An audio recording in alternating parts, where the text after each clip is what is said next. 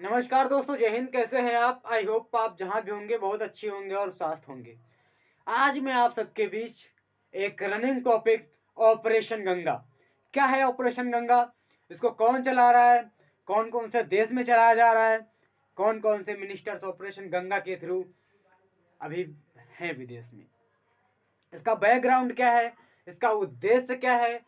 और अभी तक कितने लोगों की मृत्यु हो चुकी है यूक्रेन और रशिया कॉन्फ्लिक्ट में, जो कि भारतीय हैं? तो चलो फ्रेंड्स, स्टार्ट करते हैं। लेकिन अगर आपने अभी तक हमारे यूट्यूब चैनल लॉजिकल स्टडीज को सब्सक्राइब नहीं किया है तो चैनल को सब्सक्राइब कर दें, और अगर आप बेल आइकन को नहीं ऑन कर रखे हैं तो बेल आइकन को हमारे ऑन कर दें, जिससे कि आपको हमारे सारे प्रोग्राम, सारे वेबिनार्स और सभी वीडियोस की नोटिफिकेशन मिलती रहे।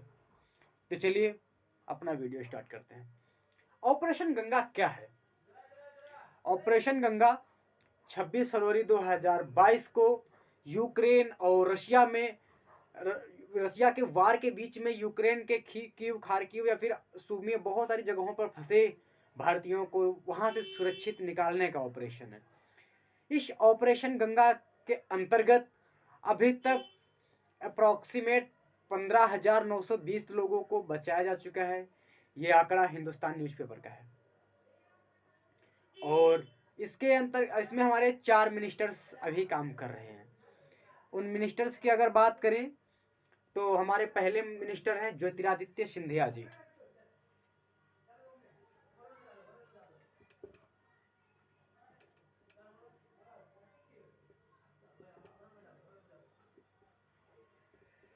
ज्योतिरादित्य सिंधिया।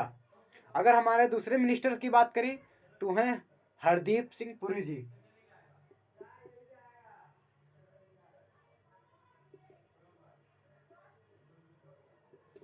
हमारे तीसरे मिनिस्टर जो हैं वो हैं स्पोर्ट्स मिनिस्टर किरण रिजिजू।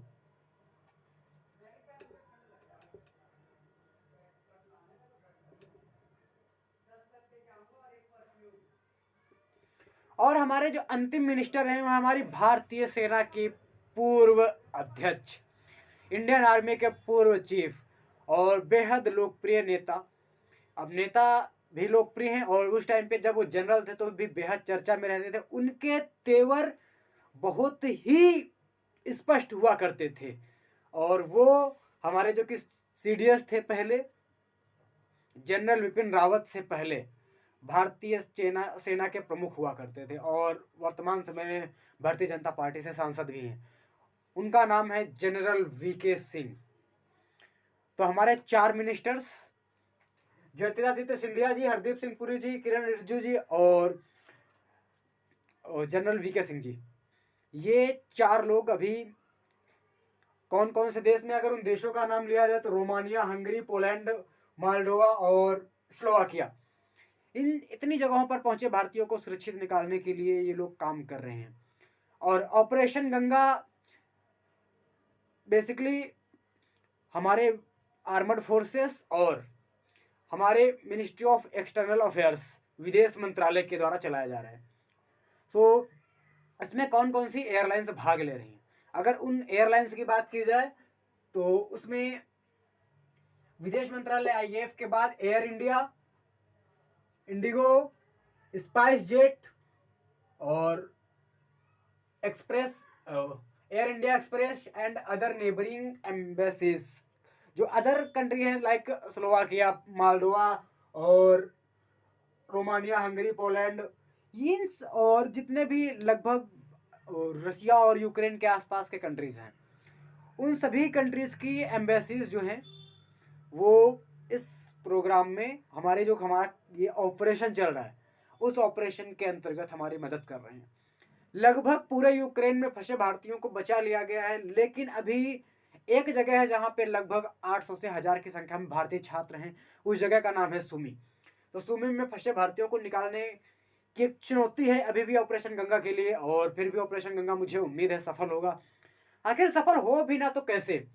जिस ऑपरेशन का नेतृत्व जनरल वीके सिंह जैसा सक्षम व्यक्ति कर रहा हो, जिस ऑपरेशन गंगा का नेतृत्व, एक कहते हैं ना कि 1.25 लाख पे एक लड़ावा तब गुरु गोविंद सिंह नाम कहावा, तो गुरु गोविंद सिंह के पंथ से जुड़ा व्यक्ति गुरु हरदीप सिंह पुरी जी जैसा मिनिस्टर, और हमारे वहाँ पे यूथ ब्रिगेड भी है, जिनमें से पहले नंबर पे आते हैं हमारे ज्योतिरादित्य सिंधिया, और उसके बाद किरण रिजिजू, और भारतीय सेना का वहाँ पे एक जाबांज ऑफिसर जो काम कर रहा है। तो आखिर क्यों ना सफल होगा हमारा ये मिशन।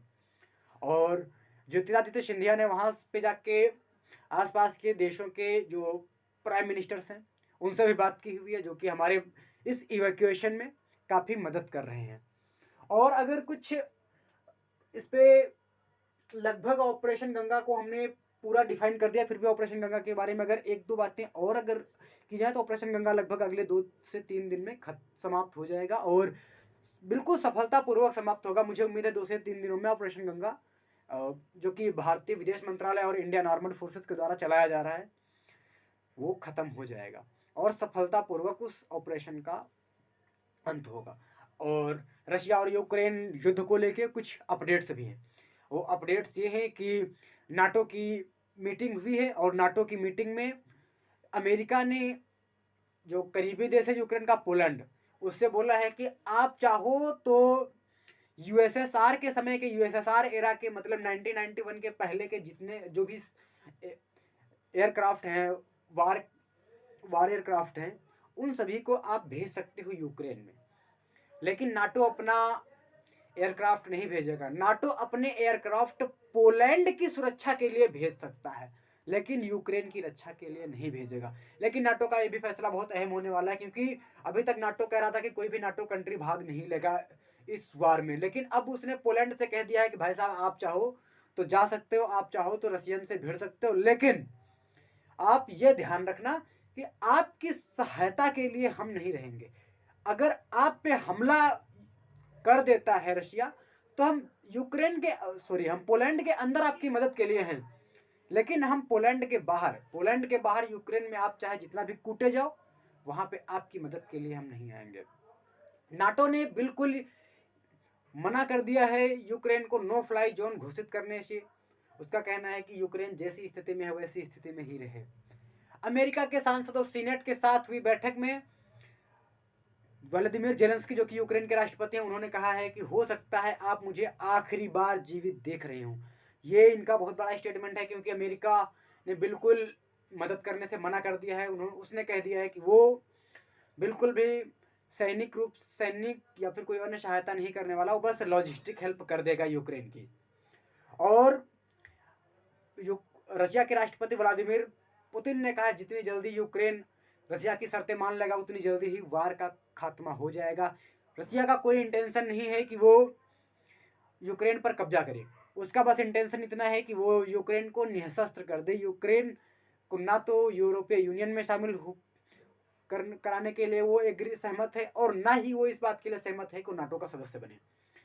व्लादिमीर जेलेंस्की का कहना है कि वो अंतिम सांस तक युद्ध करते रहेंगे।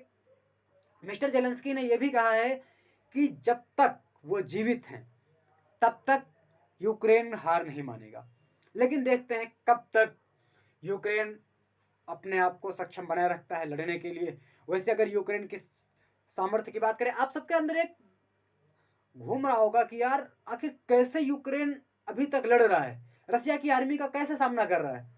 तो मेरे प्यारे साथियों, जैसे इजराइल में है ना कि प्रत्येक आदमी 2 साल के लिए सेना में जाएगा, उसको ड्यूटी करनी है, सेम थिंग यूक्रेन में भी है। यूक्रेन में भी ऐसा है कि वहां पर 13 से 18 साल तक के जितने भी लड़के हैं उनको 12 से लगा के 18 महीने की ट्रेनिंग दी जाती है आर्मी के लिए।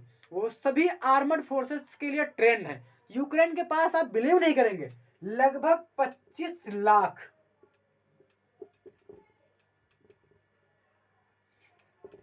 ट्रेंड मिलिट्री पर्सन्स हैं।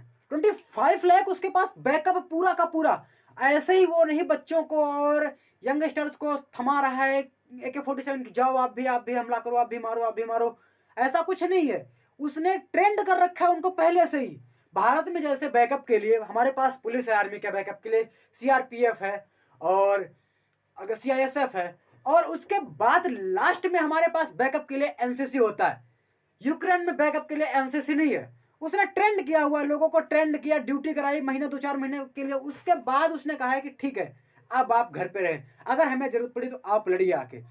अभी तक कुछ लोग ये सोच रहे थे ना कि यूक्रेन सरकार बुला रही लोगों के, आओ आओ आओ आके लेके चले जाओ, AK-47 मारो रसिया वालों को। ऐसा कुछ नहीं माय डियर फ्रेंड्स, वहां पे सभी को ट्रेंड किया गया है, सभी बिल्कुल ट्रेंड है, वहां पे महिलाएं भी ट्रेंड है, तभी उनको राइफल्स दी जा रही है। आप देख रहे होंगे ना कि कोई आके कोई भी 303 लेके भी वो सेंस का मुकाबला करने के लिए जा रहा है, भाई उसको आता है बंदूक चलाना, उसको AK-47 की ट्रेनिंग दी गई है बकायदा यूक्रेन के द्वारा।